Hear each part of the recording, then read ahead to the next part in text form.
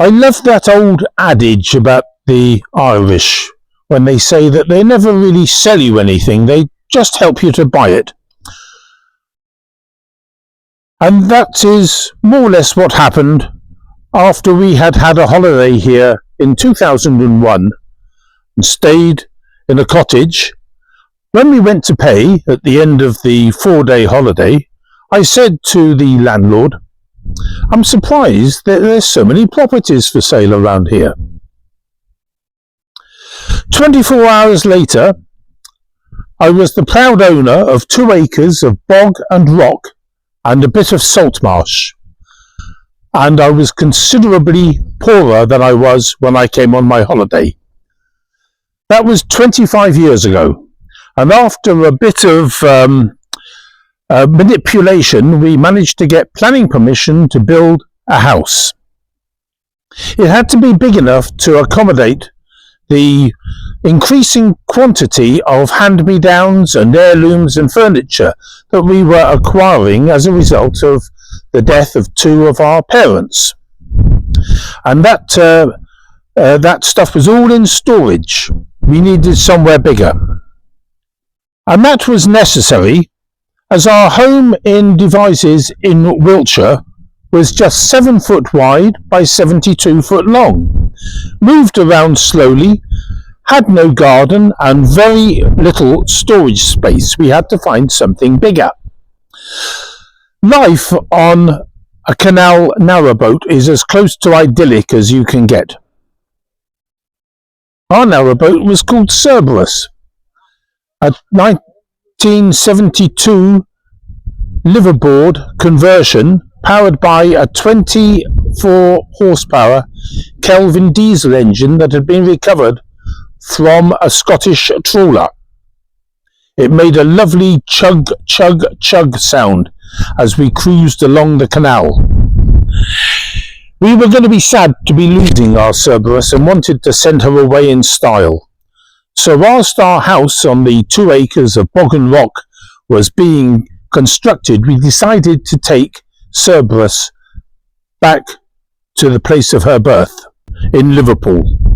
A round trip of 868 miles, including deviations, passing through 868 locks by complete coincidence, and not passing 320 pubs. But this story is not about our cruise in its entirety, but a small and significant bit of it. Narrowboats were designed for the British canal system, and their size reflected the narrow widths of the canals and the locks on the canals. They were not designed for tidal waters, and certainly not designed for the tidal waters of the River Thames, and that is where we were going on the first stage of our journey. There was at the time still a good number of commercial craft on the Thames Tideway, carrying both passengers and freight, in what is relatively open water. Choppy can quickly become rough, and rough can be exaggerated by the wash from passing vessels.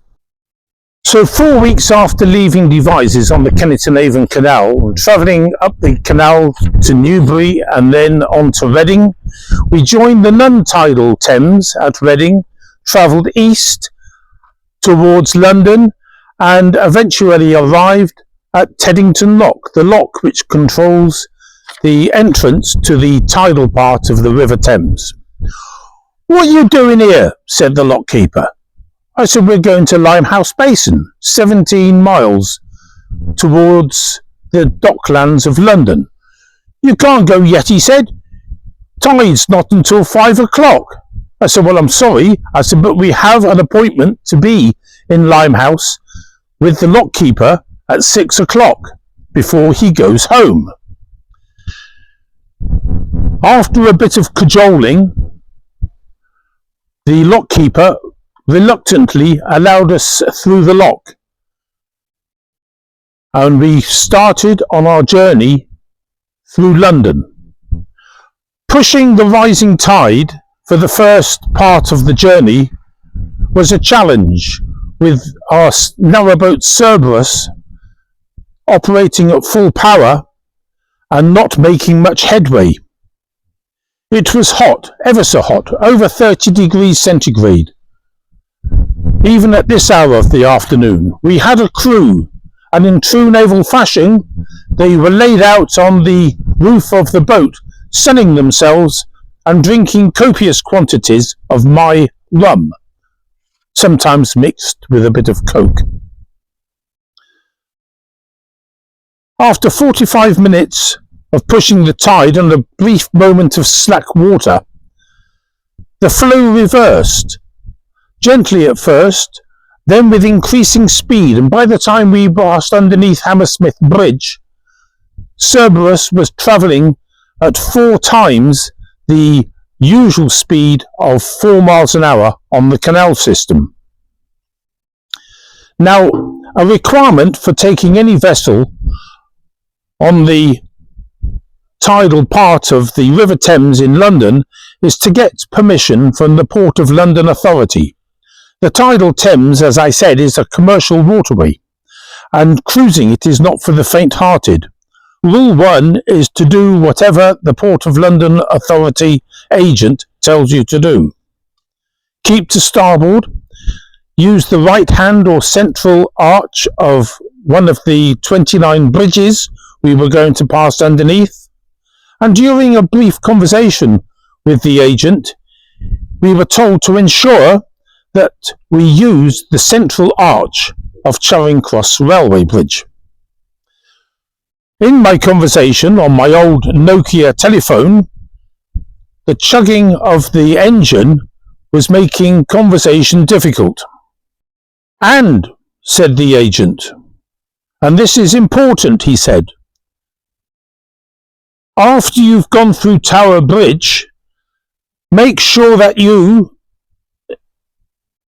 kayak and don't to the right." "What did he say?" said Gary, one of the crew. I said something about kayaks. I couldn't get the rest of it, and now I've lost the signal. We sailed on under the many beautiful bridges that cross the Thames through central London, past the new MI6 building, Westminster Abbey, the Houses of Parliament, the iconic Oxo Tower, the Millennium Wheel and the Tower of London. And it was round here, incidentally, that Joseph Turner painted his picture of the iconic battleship, the Fighting Temeraire. Large river craft passed us as we made our journey, causing waves that made Cerberus rock to and fro alarmingly. The sun was cooking us. Gongoozlers waved at us. The rum and coke was flowing freely. Through the central arch of Charing Cross Bridge, as instructed, underneath Southwark Bridge, heading downstream faster than Cerberus had ever travelled before, round the bend underneath London Bridge and into the Pool of London, where the historic World War II battleship HMS Belfast is permanently moored. Gary, who was now on the bow of my boat, suddenly started gesticulating wildly, but I could not hear what he was saying due to the noise of the engine and the general hubbub of London. Then I saw what was concerning him. Tied up alongside the battleship was a second Royal Navy destroyer that just happened to be visiting on a courtesy visit for a few days. I swung the tiller over as far as I could, but the speed of the outgoing tide, coupled with the speed of our engine, our boat, resulted in only a slight change of course. We were heading straight for the narrow gap between the two battleships. I shouted to the crew on the roof, "Make sure your lifebelts are tied properly and hold on tightly to your rum and cokes." But by considerable good fortune, we managed just to scrape underneath the overhanging bow of HMS Southampton, to great relief all round, and to much amusement of the crowds standing on the bank.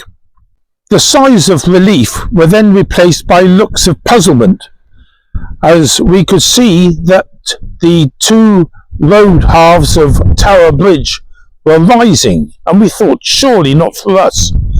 We're not tall enough. And then we saw ahead of us an old Thames sailing barge with its tall mast, and that was the reason the Tower Bridge was opening.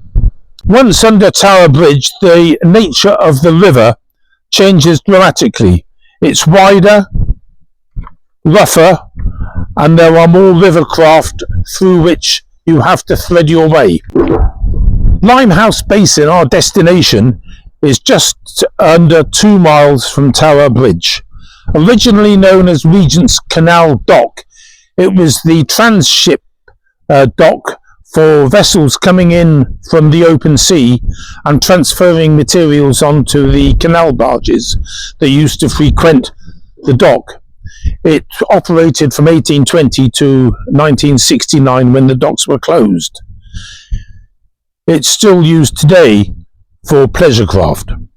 The entrance to the dock is through a small lock cut in the wall, which was on the far side of the river to that which we were on. Once we had espied the lock cut, I had to bring to play my knowledge of trigonometry so that we would aim for a point some 200 meters upstream and hope that the current would take us into the lock. By a good stroke of luck, when incidentally my knowledge of trigonometry is matched only by my knowledge of giving birth. By some stroke of luck we managed to get into the lock without too much trouble, much to the amusement of all the people sitting in the Barley Mow pub at the lock entrance. There was a big sigh of relief. We met the lockkeeper in the pub later on after mooring up. "What were you thinking of, doing that?" he said. "Why didn't you do as you was told?" I didn't like to go and explain to him what had happened. We slept well that night and remained on the mooring for a couple of days to rest after 4 weeks of cruising and the eventful trip through London. I took the opportunity to fly to Kerry to check on progress. The slab was laid and materials on site. All was proceeding well.